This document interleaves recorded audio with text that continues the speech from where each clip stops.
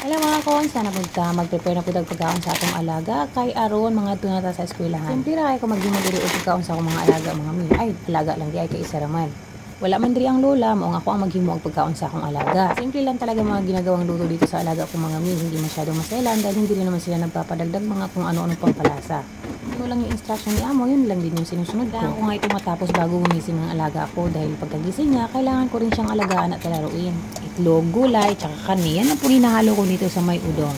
Yung udong dito mga mi, usually yan talaga kinakain ng mga alaga or yung mga amo. Madali lang siyang i-prepare, hindi siya mahirap dahil ilang minuto lang matatapos mo siya. Pag wala kasi dito si Lola, ako talaga nag-aasikaso sa bata mga mi. Pero mga simple lang mga niluluto ko. Luto na ang pasta, luto na rin ang vegetables. Tapos na rin ako mag-fry ng egg with meat. Ihalo ko ito mamaya kapag gumawa na ako ng soup. Ipaghalo ko lang naman ito lahat, kaya napakadali lang naman ito.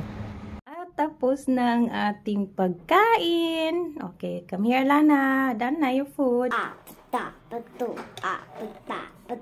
At nagustuhan nga ng aking alaga ang ating food for today. Kaya naman mga mi, time to take a picture na after this. Kasi alam nyo ba, kailangan kong mag-take ng picture kapag katapos na ang pagkain ng aking alaga.